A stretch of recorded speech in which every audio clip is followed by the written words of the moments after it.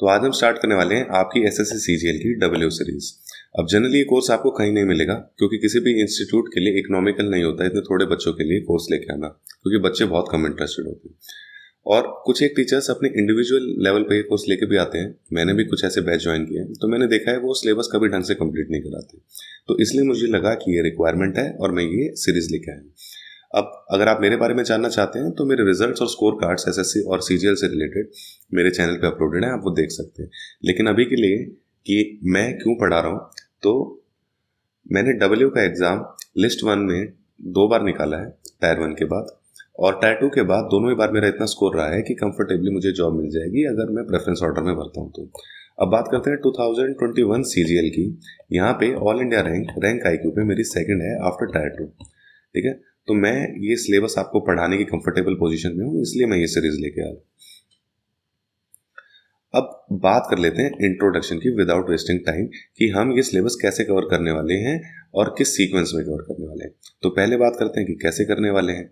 तो यहाँ पे आपको दिख रही होंगी पीडीएफ्स। ठीक है, ये पीडीएफ्स हैं, ये मेरे पर्सनल नोट्स हैं जो मैंने अपनी तैयारी के दौरान बनाए थे। अब ये नोट्स नीचे जो इस वीडियो के डिस्क्रिप्शन है ना, वहाँ पे आपको एक टेलीग्राम चैनल का लिंक मिलेगा, वो चैनल आप ज्वाइन कर लो। सारी पीडीएफ आपको वहाँ पे मिल जाएंगी डायरेक्टली। ये मेरे नोट्स वाली ऑलरेडी अपलोडेड है। आज हम जो ये पढ़ेंगे, साइड में जो मैं एक्सप्लेन करूँगा, यहीं पे एक्सप्लेन करूँगा, ये भी आपको वहीं पे अपलोड कर दी जाएगी, आप वहाँ से डाउनलोड कर सकते हैं।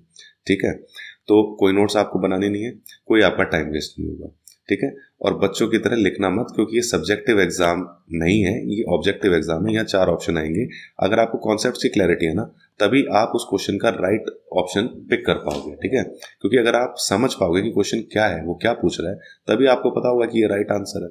ठीक है, तो नोट्स मत बनाओ, समझने पर ध्यान देना और सिलेबस ढंग से कवर कर लेना। तो ये तो बात हो गई कि कैसे हम सिलेबस कवर करेंगे। अब किस सीक्वेंस में हम ये सिलेबस कवर करने वाले हैं, तो उससे पहले सबसे पहले जानना ज़रूरी है कि ये पेपर है किस चीज़ का और इसका क्या सिलेबस है। ठीक है, तो ये पेपर है जो आपका जीएस बोला जाता है। ये पेपर, इसको बोलते हैं फाइनेंस एंड इकोनॉमिक्स। ठीक है, ये आपका पेपर है। तो फाइनेंस आपका पार्ट ए है और इकोनॉमिक्स आपका पार्ट बी है। अब पार्ट ए जो है, इसमें 40 क्वेश्चंस आएंगे और इसकी वेटेज है 80 मार्क्स। और पार्ट बी में आपके 60 क्वेश्चंस आएंगे और इसकी वेटेज है 120 मार्क्स। तो सबसे पहले हम कवर करेंगे इकोनॉमिक्स और फिर हम कवर करेंगे फाइनेंस। अब इकोनॉमिक्स के भी 2 पार्ट हैं, एक है माइक्रो इकोनॉमिक्स और एक है मैक्रो इकोनॉमिक्स। अब ध्यान देना कि आपने अपने टायर 1 की जीएस और टायर 2 की जीएस भी जब पढ़ी होगी तो उसमें मैक्रो इकोनॉमिक्स पढ़ा होगा, लेकिन माइक्रो इकोनॉमिक्स नहीं पढ़ा होगा, और ये बात इन्हें भी पता है। तो ये आपके कॉन्सेप्ट मैक्सिमम टेस्ट करेंगे माइक्रो इकोनॉमिक्स पे। तो आप देखेंगे कि 60 क्वेश्चन जो है ना, उसमें एटलीस्ट 30 से 40 क्वेश्चन सिर्फ माइक्रो इकोनॉमिक्स से आएंगे। तो उसकी वेटेज वही है जो मैंने यहाँ पे दिखाई है, 60 से 80 मार्क्स की वेटेज है।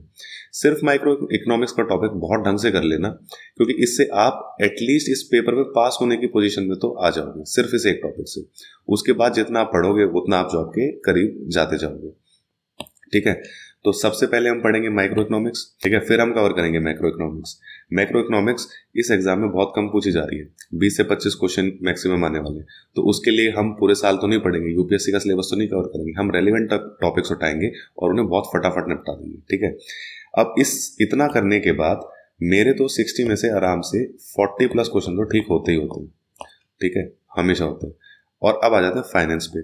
फाइनेंस अगर आपने ग्रेजुएशन भी करी है 3 साल की और आप सारे दिन रात फाइनेंस कर रहे हो ना, तो भी इतनी गारंटी कोई नहीं लेगा कि 40 में से 40 क्वेश्चन आप ठीक कर लोगे।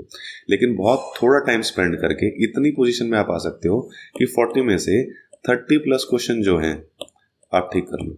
तो 30 प्लस यहाँ कर लिए, 40 प्लस यहाँ कर लिए, 70 प्लस क्वेश्चन हो गए। नेट अगर आप 140 नंबर लेके आ रहे हो तो टॉपर हो गया आप डब्ल्यू के एग्जाम में। ये इतना अश्योरिटी है, क्योंकि मैंने बहुत रेयरली कोई बच्चा देखा है जिसके 150 प्लस मार्क्स आ रहे होते हैं इस पेपर में। ठीक है, इससे ज़्यादा टाइम इस पे स्पेंड करोगे तो क्या होगा, मैथ्स और इंग्लिश में और रीजनिंग और जीएस में टाइम नहीं दे पाओगे, टायर 2 का स्कोर गिर जाएगा। तो स्कोर कहीं भी गिर जाए आप रेस से बाहर हो जाओगे। इसलिए सब पे इतना इतना टाइम ही देना जितना आपको सिलेक्शन के पास लेके जाए, यानी बैलेंस बना के रखना। हर जो भी आप सब्जेक्ट पढ़ रहे हो उसमें एक थोड़ा सा बैलेंस बना के रखना। ठीक है, तो अब हम स्टार्ट कर देंगे इसके बाद अपना माइक्रो इकोनॉमिक्स का टॉपिक आप मूव ऑन कर सकते हो उस लेक्चर पे, वो भी इसके साथ ही अपलोड हो रहा है, ठीक है। चलो वहाँ पे मिलते हैं।